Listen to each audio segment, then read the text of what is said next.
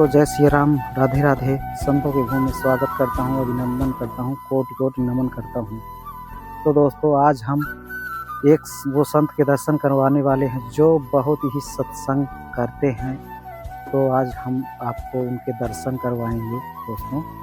और देखिए दोस्तों, कुटिया के चारों तरफ का जो नज़ारा है इस प्रकार का है। और दोस्तों हम बता दें कि महाराज जी जो है बहुत अलौकिक संत के हम आपको दर्शन करवाने वाले हैं। तो वीडियो अच्छा लगे ना तो लाइक और शेयर कीजिए। तो देखिए महाराज जी की कुटिया की ये रास्ता है जो बता दें कि जो है बीहट जंगल के बीच है ये महाराज जी की कुटिया।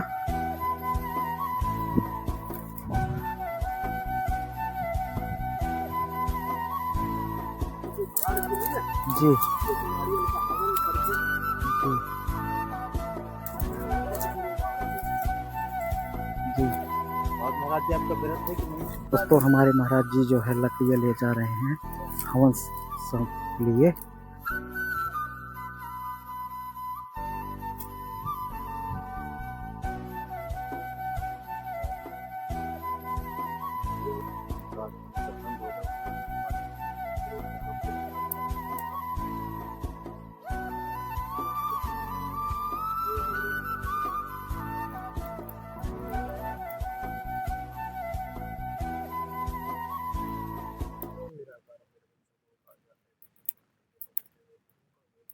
ओम सोहम तुझे समापन ओम सकल समाना जय ओम तेरे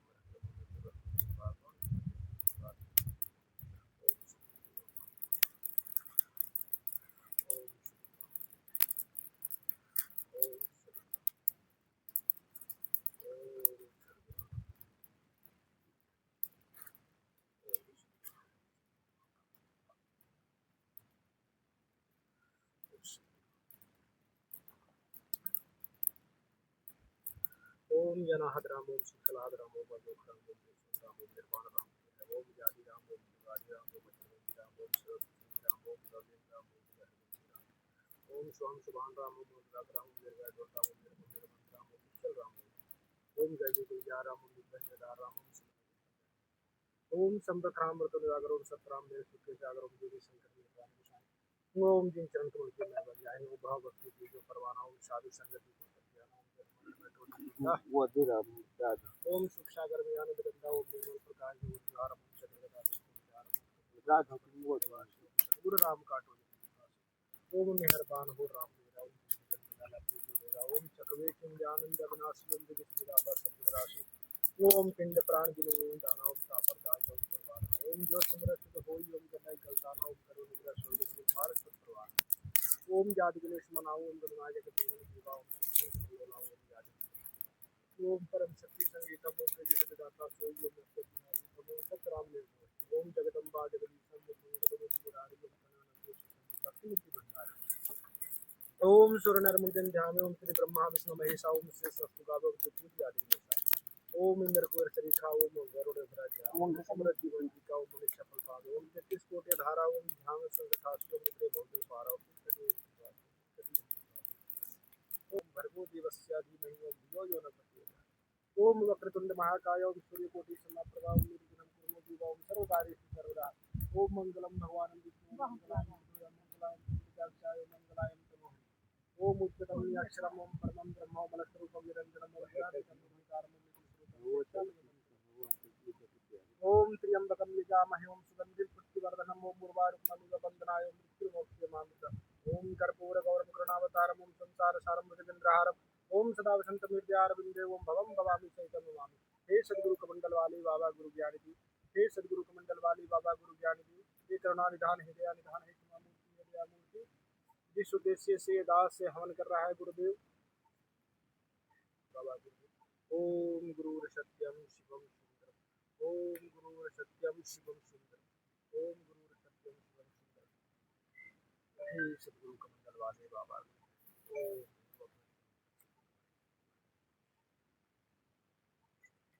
सद्गुरु भगवान।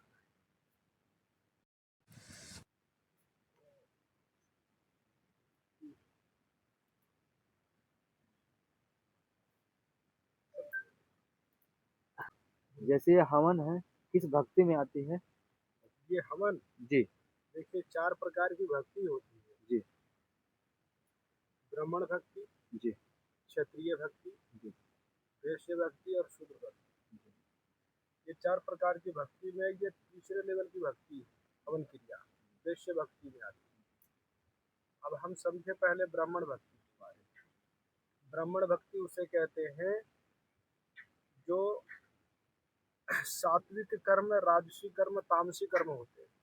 तो सात्विक कर्म कुछ किसी और प्रकार से, लेकिन वो कभी और कर देंगे। ये जो राजसी कर्म है, राजसी कर्म में 4 प्रकार की भक्ति है।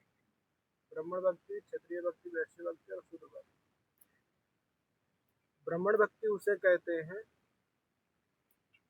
जो कथा, लीला, रूप, नाम और धाम की महिमा, जैसे कि हमारे वेद पुराण शास्त्र को पूर्ण रूप से जिन्होंने ग्रहण किया है और उनकी अनुयायी जो निस्वार्थ भाव से होते हैं ना, वो शास्त्रों को वाचने वाले होते हैं, शास्त्रों को जानने वाले होते हैं, वो ब्राह्मण भक्ति की श्रेणी में आते हैं। जैसे वेदों का सार ओम है, मूल ओम है। ओम इति एकाक्षरम ब्रह्म विवरण मा अनुस्मरण या पर्याप्ति तजन देहम सयातिम प्रमाण।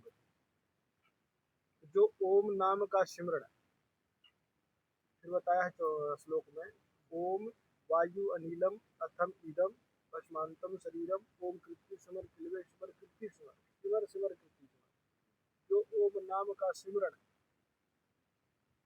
अंत समय तक अति कसक के साथ जो सिमरण करके अपना प्राण त्याग जाता है, उन्हें ब्रह्मलोक की प्राप्ति होती है। भगवान श्रीमद् भगवद गीता में भी अर्जुन को बताते हैं।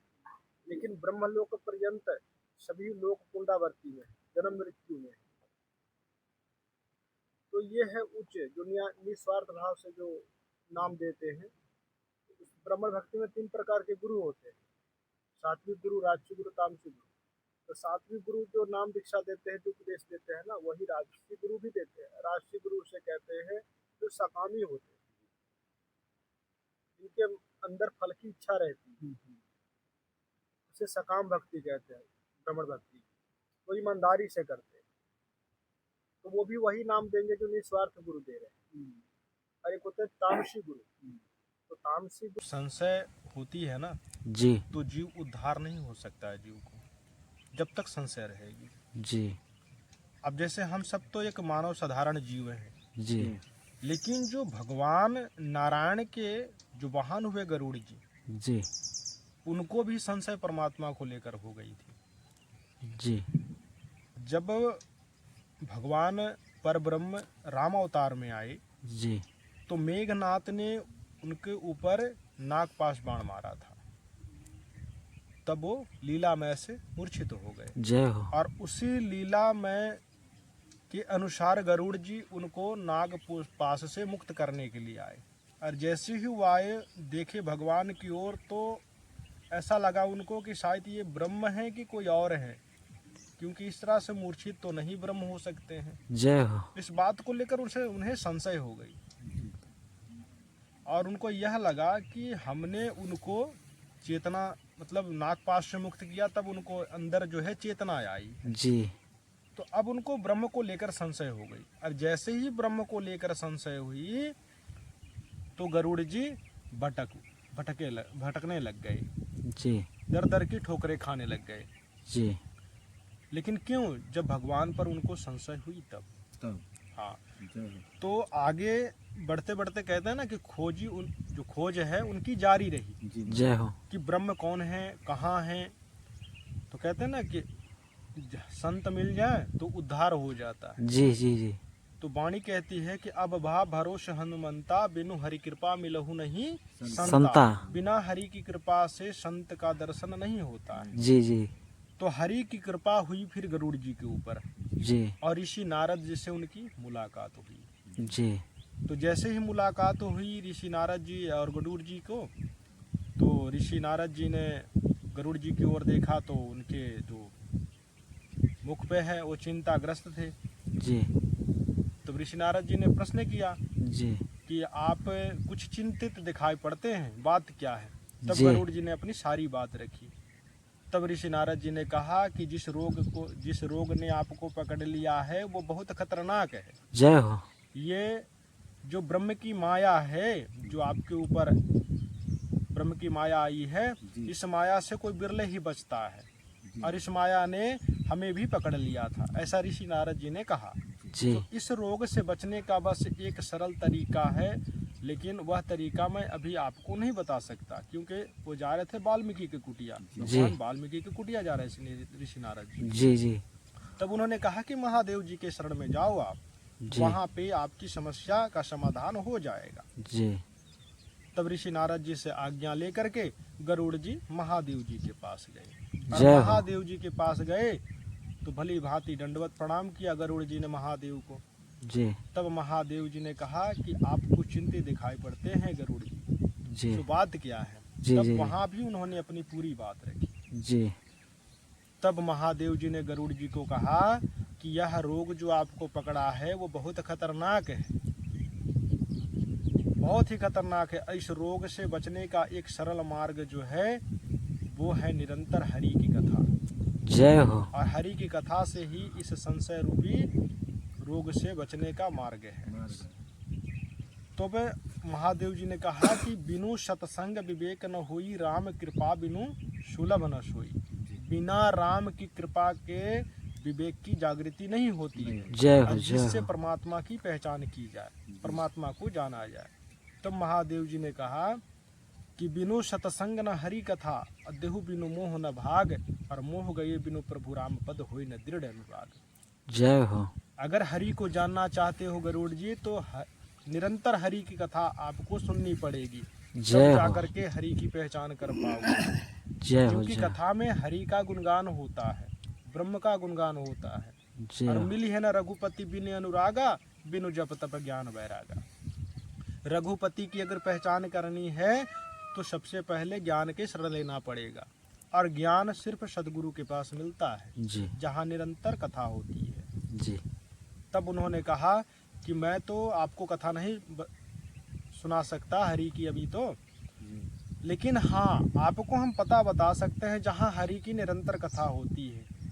और हमें आशा ही नहीं, पूर्ण विश्वास है कि आप उस जगह पर जाएंगे तो आपको परमात्मा की पहचान हो जाएगी, प्रभु को वास्तविक स्वरूप का ज्ञान हो जाएगा, फिर आप संशय मुक्त हो जाएंगे। महादेव जी की आज्ञा अनुसार उन्होंने कहा कि नीलगिरी पर्वत पर एक झील सरोवर है, वहाँ पर कागभुसुंडी जी रहते हैं, जी वहाँ जाओ आप, वहाँ निरंतर कथा होती है, और वहाँ आप संशय मुक्त हो जाएंगे। इस रोग से मुक्ति आपको वहीं मिलेगी। जय हो। जय हो। महादेव जी के आदेशानुसार गरुड़ जी गए झील सरोवर। वहाँ पर जैसे ही वो गए गरुड़ जी, उनको आनंद की अनुभूति हुई, आनंद प्राप्त हुआ, जी लेकिन संशय बनी रही। तब उनको यह लगा कि हमारी समस्या का समाधान यहाँ हो जाएगा। और भली भांति कागभुसुंडी जी के चरणों में ऐसे दंडवत लेट करके प्रणाम किया उन्होंने।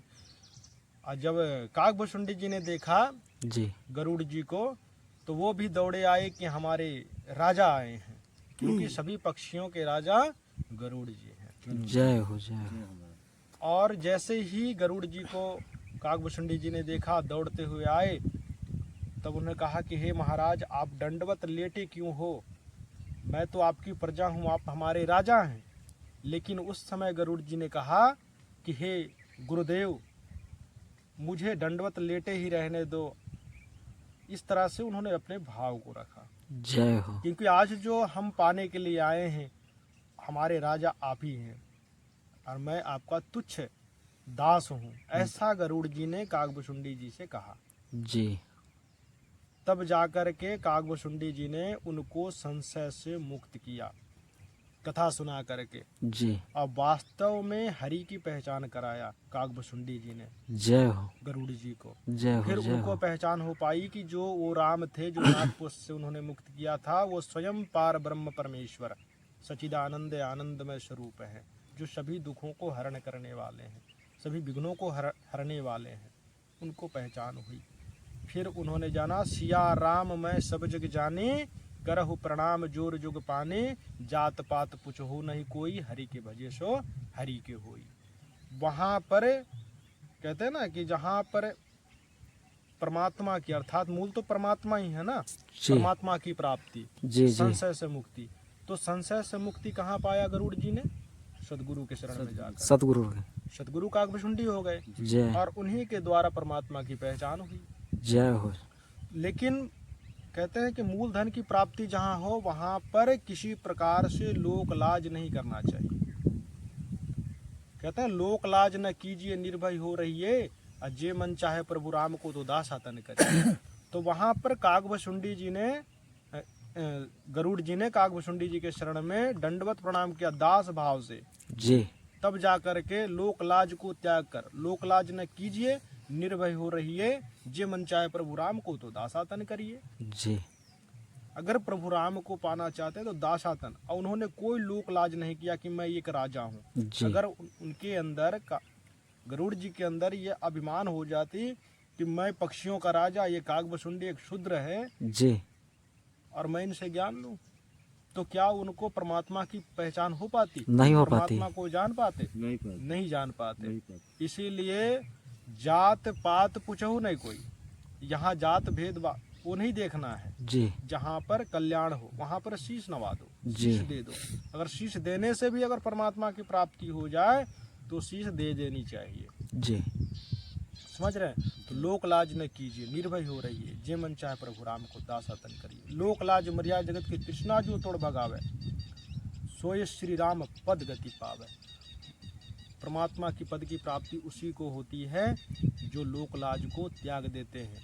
जैसे संत कबीरदास जी की वाणी है एक ठो, जी और वो तो संत कबीरदास जी के द्वारा जो वाणी निकली है, जो ज्ञान निकला है, वो तो परमात्मा की ही वाणी है, परमात्मा का ही ज्ञान है, जय जो हो। संतों को माध्यम बना करके उन्होंने दिया है। जी उन्होंने वाणी में बताया है, उनके माध्यम से परमात्मा जय नहीं होती सर। बाकी लोक में दृष्टि से जो है बहुत सारी जातियां हैं, बहुत सारे संप्रदाय हैं। जी अध्यात्म दृष्टि से एक ही जाति है, जी एक हमारी जाति है, सत्य कर्म हमारा, और सबका राम इष्ट एक है, इंसानियत धर्म हमारा। इंसानियत से बढ़कर के कोई दूसरा धर्म नहीं है। इसीलिए कहा है भेष जाति न पूछो साधु संत की, और पूछ लीजिए ज्ञान, और मूल करो तलवार की परण रहने दो म्यान। जय हो। अगर ज्ञान जय सही हो है, प्रभु जय हो। ज्ञान सही है तो फिर म्यान भी सही है। अगर तलवार में अगर वो जंग है, कुछ वो लगा है तो मूर्छा लगा है, तो समझ लो कि उसका म्यान भी सही नहीं है। अगर तलवार सुरक्षित है तो म्यान भी सुरक्षित है। समझ रहे? इसीलिए भेष जाति न पूछो साधु संत की, पूछ लीजिए ज्ञान, और मोल करो तलवार की परण रहने दो म्यान। जय हो। जो लेना है सो ले ले, उठ जाती है पैठी, है ना? या दुनिया में आए कर छांट दिए तू ऐठ, और लेना हो सो ले ले, उठ जाती है पैठ। जिस लिए मानव शरीर मिला है वो ले लो। जय हो। जो पाना है, जो पाने के लिए आए हो, न जानिए शरीर कब छूट जाए, कोई गारंटी नहीं। इसलिए मानव जीवन में आए हो तो अपना कल्याण कराओ। तो परमात्मा को लेकर जो है ना सबको संशय है, जय हो। और इस संशय से उद्धार